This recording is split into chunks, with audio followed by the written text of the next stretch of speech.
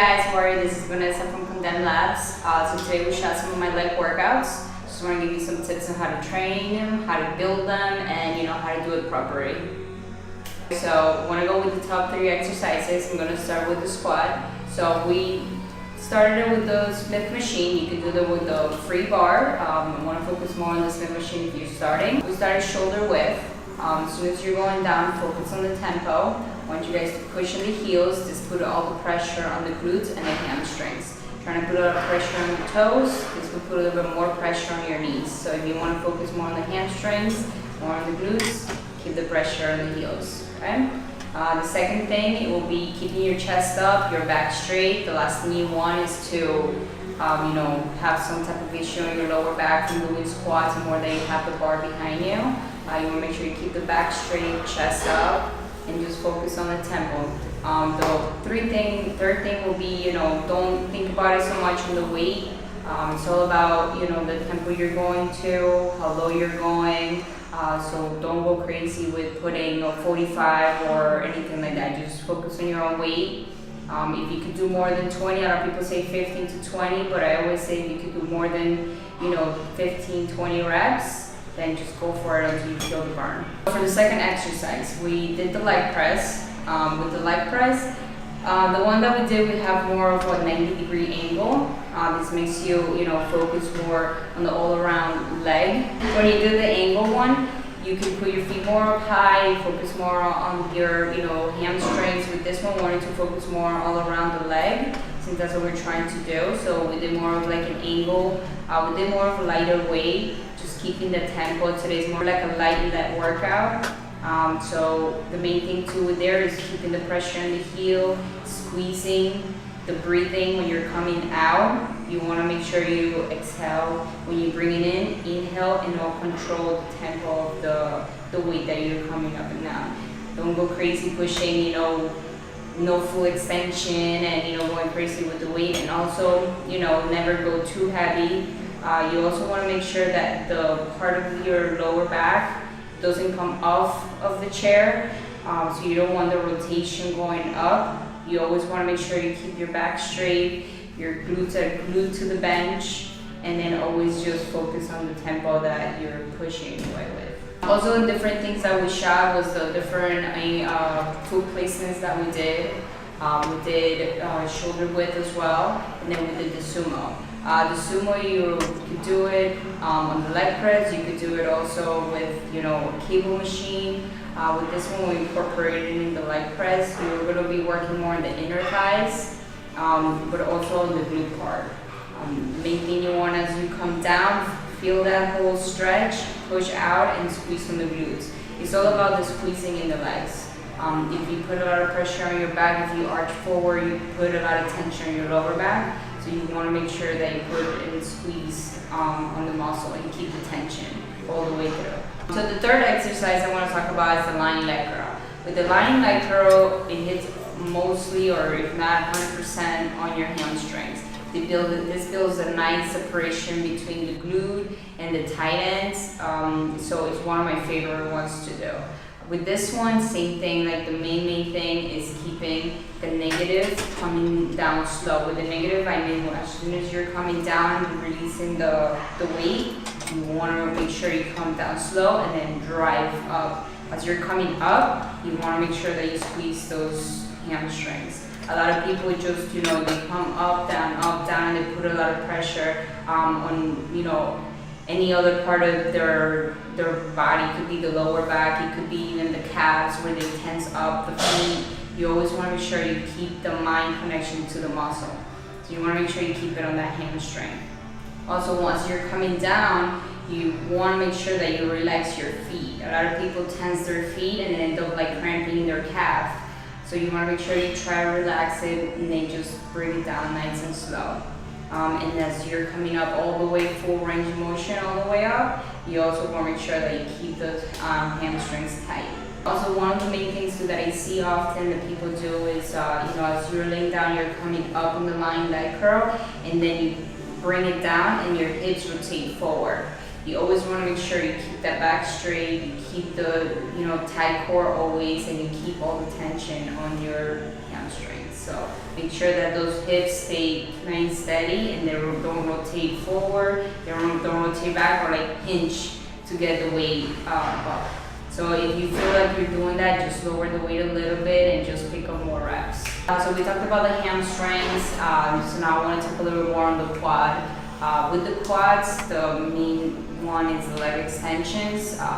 With the leg extensions too, a lot of people have, let's say, like knee problems or something like that, so make sure you moderate depending on, any type of knee problems that you do have.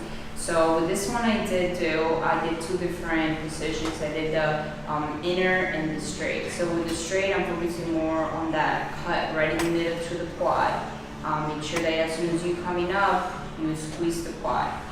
When you come down, control that negative and then drive up and squeeze. It's all about like the tempo, and it's all about the controlling the negative.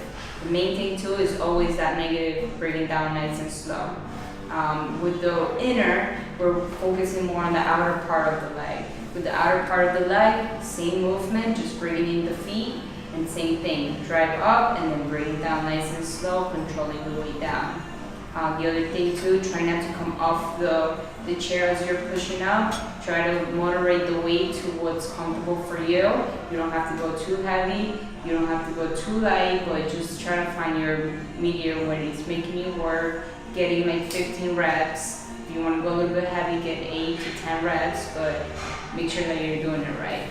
So, a lot of people ask me about recovery, like, oh, can I work out legs 2 or 3 times a week? The main thing I tell them is yes, you can. I usually do 2 to 3 times, but I split them up. Today we focus more on the all around, not the glutes. That will be for my second day. But a lot of people say, how do you do it? Are you not too sore? I can't work out. Well, I tell them, the stretching is important. Cool down is important, and I also tell them, throughout my workout, if you see me, I'll sip on my BCAAs, that it helps me with hydration. How do you do it? Are you not too push a little bit harder? I can work out with the recovery, also hydration, because as you're sweating, you're going, you're constantly heart rate, so it also helps you to keep you hydrated. We also did the cable curls. I like to hit this one at least once a week. It just really puts all the pressure to building up a nice hamstring, brings it out, gives it a nice round of the legs. I started a little bit light, just get the movement going, get the blood flow as soon as you keep the blood going, and then I start getting a little bit heavier. Main thing too is when you're coming up, you want to contract, and you also want to make sure when you're leaning towards the foot, that you're kind of pushing, curling up. So that's also a really good one to just kind of take the pressure off of everything and just put it on the hamstring. Another workout we also did was the stationary lunges. This one, so you could do walking lunges, you could do stationary jumping, increasing with some plyos, but in this one we did a little bit more of an elevation and we added some weight. So main thing is to keep level in between the knees and the heel, a little space in between, and then just driving off of the foot that's at the front. Try to keep the pressure off of the back foot, and then just adding up some weight to add up more intensity. You want to make sure that you keep that pressure always on the heel, and you want to make sure that you keep the tight core. I used more of a little waist strainer just to kind of keep the posture always, the chest up, the back straight, and protecting my back always.